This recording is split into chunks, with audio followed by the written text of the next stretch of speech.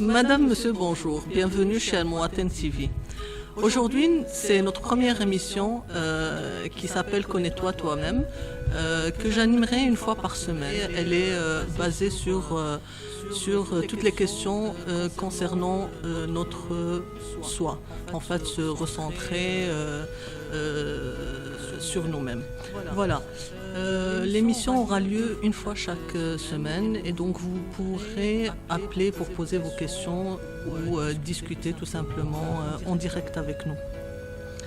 Aujourd'hui, j'ai choisi pour vous un thème qui, à mon sens, très important. C'est l'amour de soi. Alors, c'est quoi l'amour de soi? Est-ce que quand on se dit je m'aime, c'est de l'égoïsme? Pourquoi on s'aime et pourquoi on ne s'aime pas? Et quels sont les éléments qui constituent justement cet amour de soi? On commence par le commencement, bien sûr, et donc on va parler de l'amour de soi. C'est quoi l'amour de soi? L'amour de soi, c'est d'abord s'accepter tel que nous sommes. Donc, comme vous savez, nous sommes des êtres avec des qualités, mais aussi avec des défauts. Et donc, pour vraiment s'aimer, il faut s'accepter tel qu'on est. S'autoriser à exister dans la bienveillance, dans la tolérance, dans le respect aussi de notre personne. Donc ça, c'est le premier point qui est très important. Ensuite, quand je dis je m'aime, c'est que j'installe une vibration de bien-être. Qu'est-ce que ça veut dire? Ça veut dire que tous les jours, je vais faire quelque chose pour moi uniquement, pas pour ma famille, pas pour mes amis, pas pour mes voisins, mais quelque chose qui me fait plaisir à moi. Donc, pourquoi? Parce que cela va améliorer notre regard sur nous-mêmes. Et ça s'appelle s'auto-centrer. Donc aujourd'hui, on voit que tout le monde part dans tous les sens, on court, on ne sait pas pourquoi on court. Et donc, quand on installe cette vibration, donc ça va nous permettre de revenir vers soi, ça va nous permettre de nous connaître mieux, ça va nous permettre, et du coup, ça va nous permettre d'avoir un bon regard sur nous-mêmes. Ensuite, quand je dis je m'aime, c'est pas je m'aime et c'est tout. C'est pas après moi le déluge, non, loin de là. Quand je dis je m'aime, c'est que je pense à moi d'abord. Donc je m'aime moi, je ne m'oublie pas pour mieux aimer les autres justement. Et donc quand on parle d'amour de soi, ce n'est nullement du narcissisme ou de l'égoïsme ou de la vanité. Non, loin de là. C'est vraiment s'aimer à sa juste valeur. Donc voilà. Alors il y a beaucoup de gens qui croient que si on s'aime, c'est qu'on est égoïste. Justement, dans notre culture, malheureusement, si je vous dis par exemple je m'aime, je me trouve intelligent, je me trouve organisé, je me trouve ci, je me trouve ça, tout le monde va me regarder de travers en disant mais qu'est-ce qu'elle a, enfin, parce que justement on n'a pas cette habitude d'avoir ce regard positif et surtout de le dire. Donc on n'a pas cette habitude, on ne nous l'inculque pas dès notre jeune âge. Et il faut dire que c'est une croyance limitante, bien sûr, parce qu'une croyance limitante qui va nous empêcher de nous aimer à notre propre valeur. On ne peut pas parler d'égoïsme, mais si vous voulez, on peut parler d'égoïsme sain.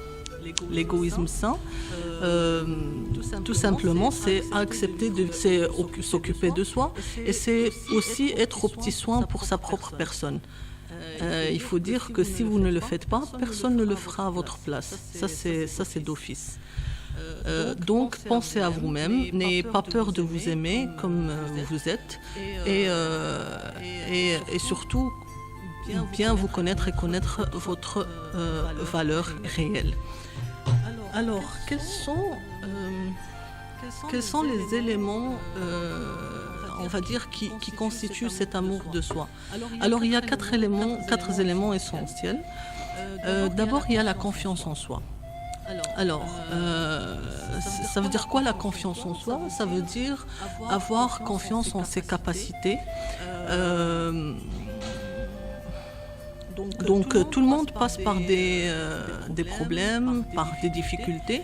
Avoir confiance en soi, c'est se dire je vais y arriver, je vais pouvoir surmonter ces difficultés, je vais pouvoir les dépasser. Donc ça, c'est la première des choses.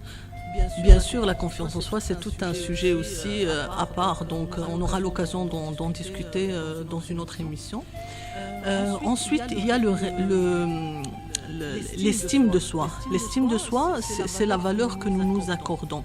Donc, comme j'ai dit au début, tout le monde a des qualités et des défauts, bien sûr.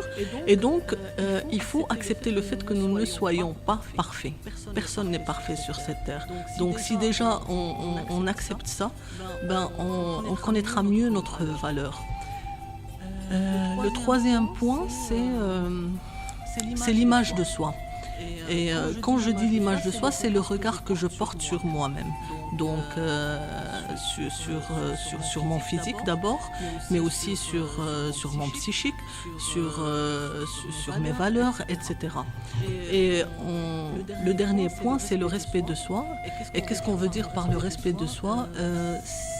Il faut dire que chaque personne a des besoins. Donc le respect de soi, c'est vraiment respecter ses besoins. Donc respecter mes besoins et respecter aussi les besoins de l'autre. Voilà. Alors, il y a des personnes qui s'aiment et il y a des personnes qui ne s'aiment pas, bien sûr. Et beaucoup de gens me demandent, mais pourquoi? Pour quelle raison?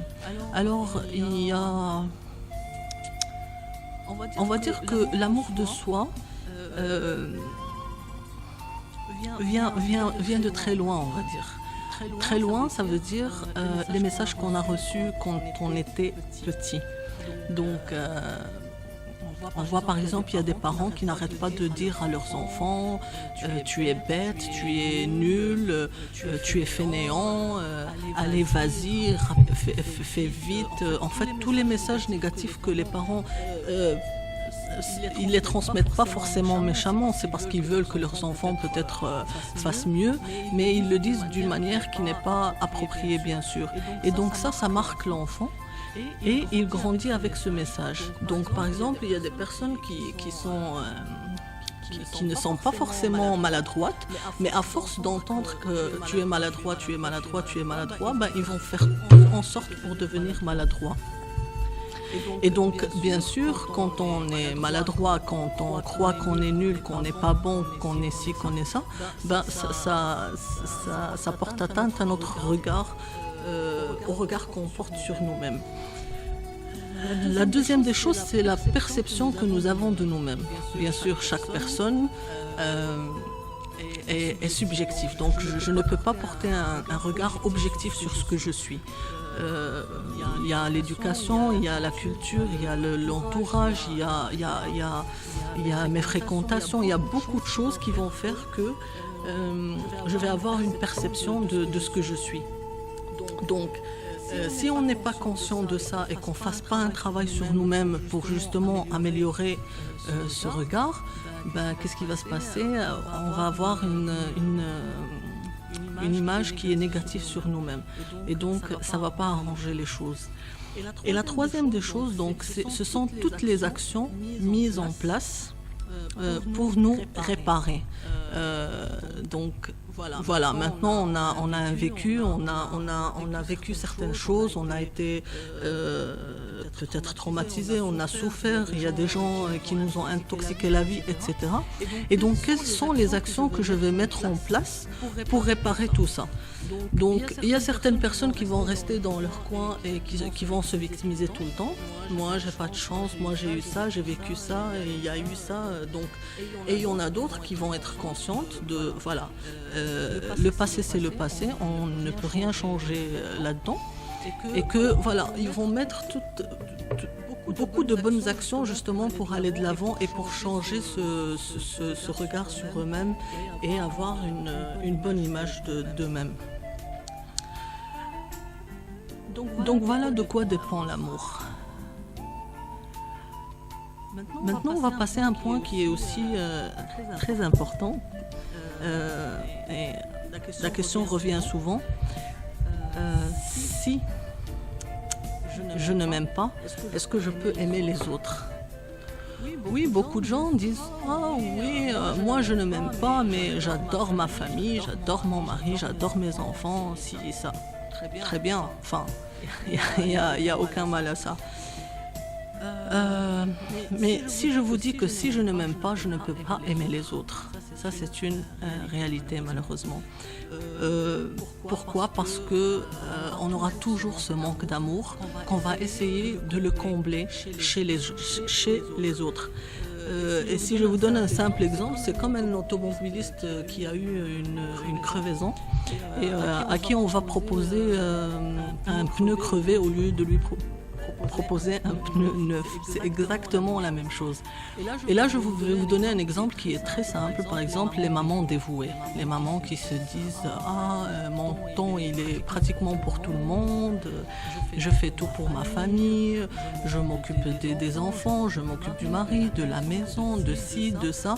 J'adore ma famille, c'est tout mon monde. » Mais elle ne fait rien pour elle. Elle n'existe pas. Et donc, qu'est-ce qui se passe?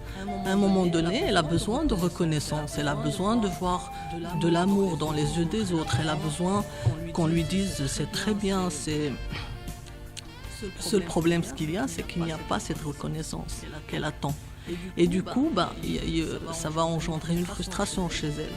Pourquoi moi je fais tout ça pour eux et je les aime et tout, mais ils me rendent pas l'appareil. Et donc c'est tout à fait normal parce que comme j'ai dit au début, si on ne prend pas soin de nous, il n'y a personne qui va prendre soin de nous. Donc gardez bien ça à l'esprit, c'est très important.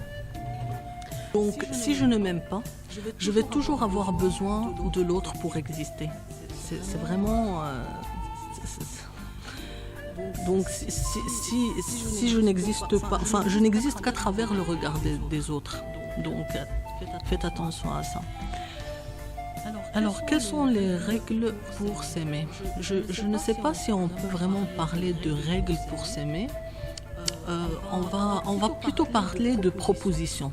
Quelles sont les propositions qu'on peut mettre en place? Enfin, oui, voilà, qu'on peut mettre en place pour pouvoir s'aimer.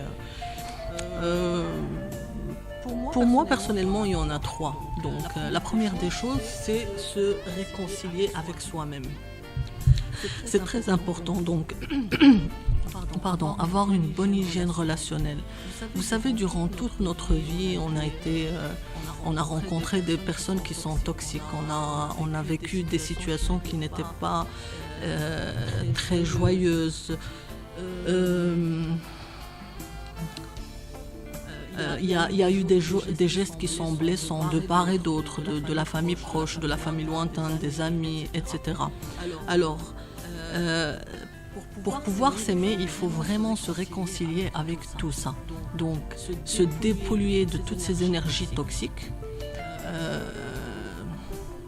Oui, c'est difficile comme diraient beaucoup, mais c'est faisable, on peut le faire. Avec de la volonté, avec certains exercices, on peut y arriver. Et essayer au maximum de garder son entourage sain. Donc voilà, pour justement pour pouvoir avancer dans l'énergie positive, on va dire, dans ce que je voulais dire en fait, donc bien avancer, se réconcilier avec ce passé qu'on ne peut pas changer de toute façon, se dépolluer des énergies qui sont toxiques, des gens qui sont toxiques, qui nous tirent vers le bas, on n'en a pas besoin. Donc voilà, se réconcilier avec soi-même. Et puis aussi se dire que de toute façon, on ne peut rien changer, de toute façon. Donc pour mieux avancer, il faut absolument cette réconciliation. La deuxième des choses, c'est avoir une image positive sur nous-mêmes. Donc il faut dire que chacun de nous porte la vie, on est d'accord. Mais ce que je remarque, par exemple, qu'il y a beaucoup de gens qui violentent cette vie. Ils la violentent comment? En s'insultant, en se dénigrant. J'arrête pas d'entendre des gens dire « Ah, je suis nulle, hein, je suis bête, hein, pourquoi j'ai fait ci et pourquoi j'ai fait ça ?» Et pourquoi nous ne retournons pas vers nous-mêmes et se dire, voilà, je suis ce que je suis, j'ai mes qualités, j'ai mes défauts. Les défauts, on peut travailler dessus pour s'améliorer si on a envie. Et donc, voilà, déjà, ça va me permettre d'avoir un regard positif sur ce que je suis. Et donc, prendre conscience de cette vie. Cette vie est merveilleuse.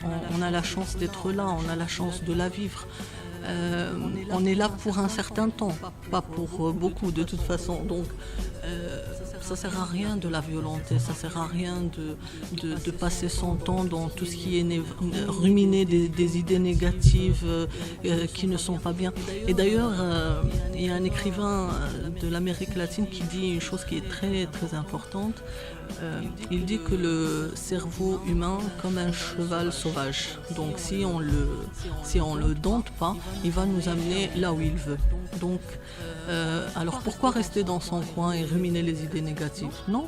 Donc tous les jours faire quelque chose de bien pour soi, tous les jours rencontrer de nouvelles personnes, sortir, faire des choses qui nous plaisent. Et donc du coup, petit à petit, cela va nous permettre d'avoir un regard positif sur ce que nous sommes. Et le dernier point, c'est libérer les énergies. Libérer les énergies et ça je trouve que c'est un point qui est très très important. Pourquoi? Parce qu'il va nous permettre de se poser la question quel est le sens de notre passage sur cette terre. C'est philosophique certes, mais personnellement, je crois que nous sommes des énergies qui circulent. Ça veut dire quoi? Ça veut dire que si par exemple je suis une énergie négative, ça va circuler, ça va affecter le monde qui m'entoure. Donc pourquoi pas ne pas faire le choix d'être une énergie positive et répandre tout ce qui est bien autour de soi. C'est pas très compliqué, répandre l'amour, répandre la tendresse, la bienveillance, répandre tout ce qui est beau et joli. Et donc, après notre départ, parce que voilà, il y a un jour où nous allons partir de toute façon, on va laisser une empreinte positive sur cette terre. Certains vont me dire oui, mais c'est difficile. Et je vais répondre comme d'habitude que je réponds. Oui, c'est difficile, mais c'est pas impossible. Donc si on veut faire un travail sur nous-mêmes, on peut y arriver. Et on peut changer les choses. Voilà, tout à fait. Voilà, je vous souhaite une agréable journée et je vous dis à très vite pour un nouveau thème dans l'émission Connais-toi.